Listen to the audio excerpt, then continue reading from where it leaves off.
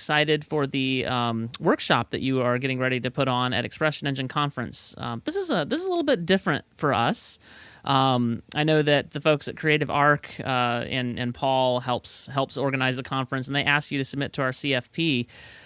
So you're a martial arts instructor and a black belt, and why don't you tell us a little? You're going to do much better at telling about this than I am. So tell us a little bit about what you do. I've been in martial arts for 38 years doing Taekwondo.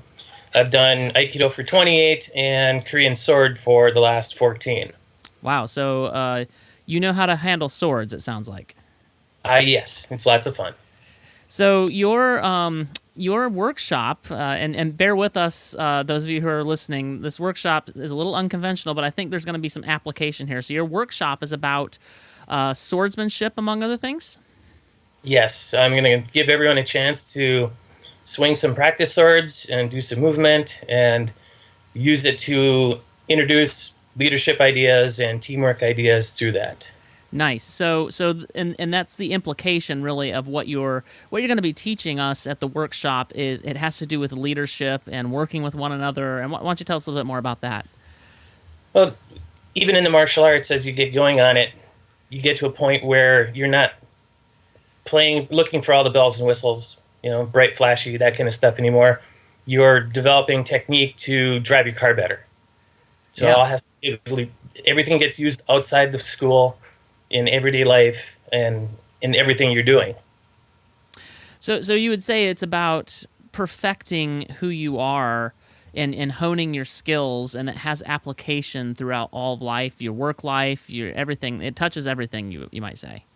Yeah, the easiest one is driving during rush hour. Like I said, drive your car better. Is the car ahead of me going to brake suddenly? How much space do I need? Is the car on the entry ramp actually getting up to speed? Are they even looking to see where I am? All that is martial arts based in the end. After you've worked on the physical techniques in class, then you can see those same applications outside.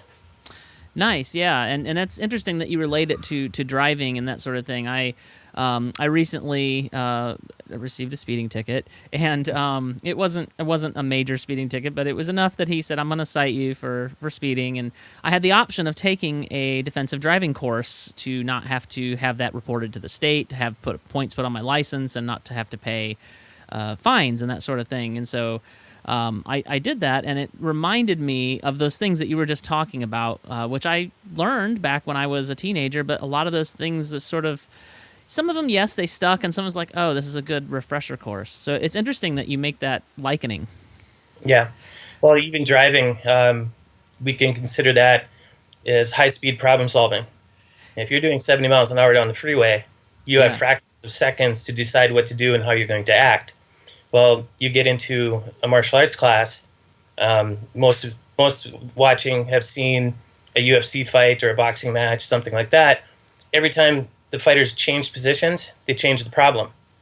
So whoever solves the problem first is the one who lands the punches most. And once you do that physically and have some of that work in there, then the non-physical applications become more apparent.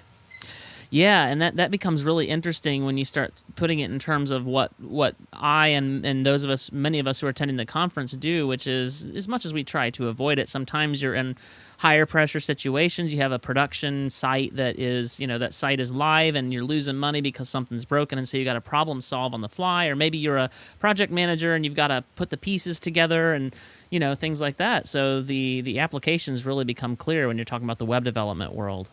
Yes. And 2/3 of my students are computer people. Wow, yeah. A lot of them do the coding, whether they're working on apps or they're website developers, things like that. I don't know if because I'm a conference organizer, I may have things that I'm going to be doing, preparing for the next day. So I don't know if I'll be able to attend your workshop, and that'll be a bummer because I've actually recently, when I was much younger, my dad got me into Taekwondo, and I remember very little about it because I was about 14 and we moved, and then things just sort of fell by the wayside.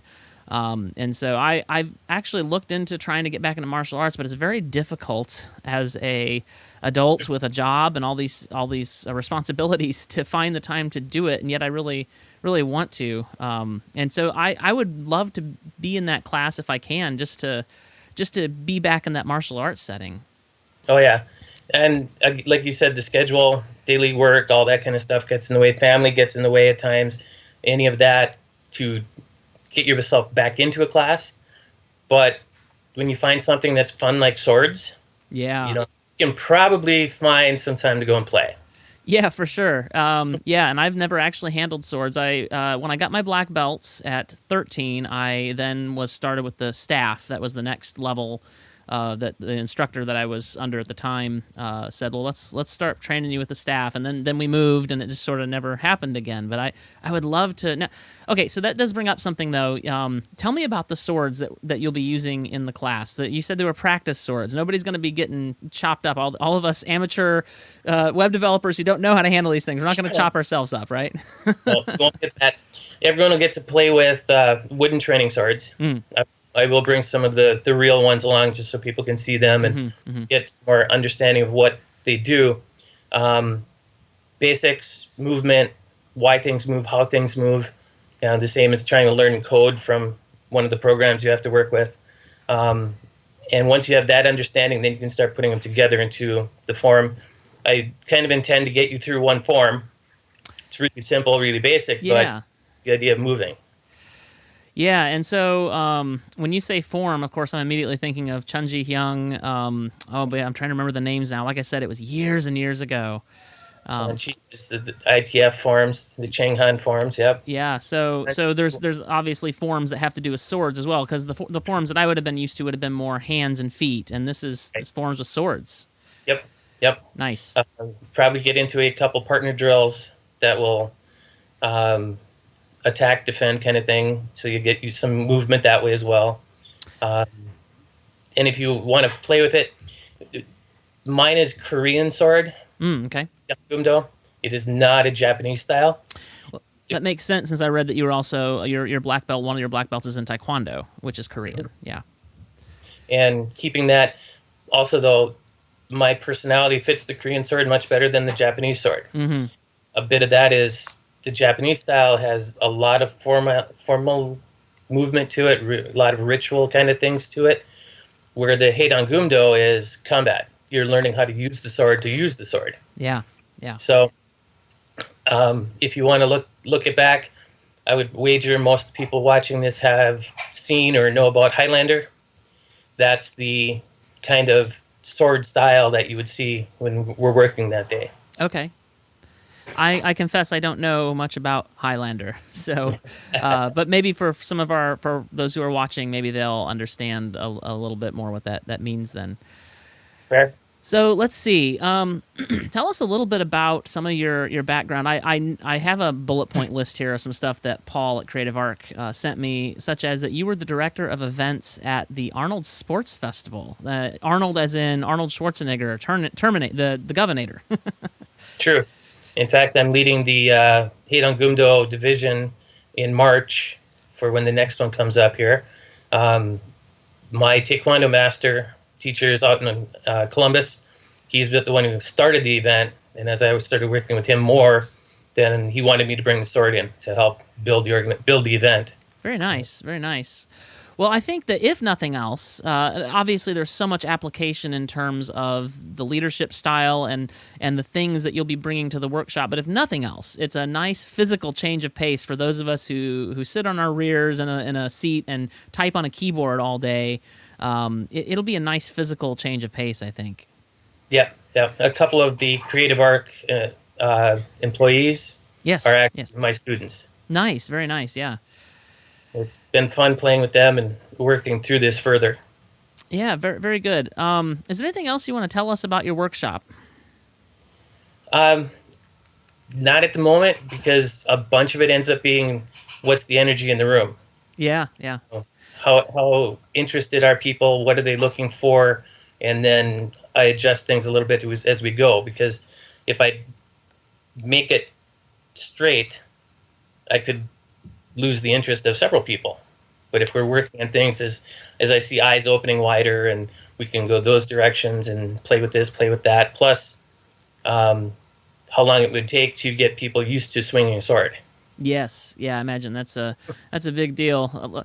I don't want to profile too much, but some of us, and especially myself, I speak for myself. Let me put it that way. That I can be a little bit physically uncoordinated because I spend so much time in the digital world. So that'll be an interesting dynamic to have to deal with, and it's good for us, I think. Yeah, well, physical activity is always good for everyone, and that is an upside to the sword. Also, it is low impact. It's great for lifelong learning. Mm-hmm. Taekwondo tends to be real competitive. So as you get to a certain age, you don't want to be sparring anymore. You don't want to be beating on each other anymore. So it's kind of a young person's game. 25 to 28-ish is when they're done competing. So then they stop training too. But I've got students that are 67, 76. Got 3 of them that are 67. And they're continuing on and enjoying it greatly. So it's a great, great continual development as you go.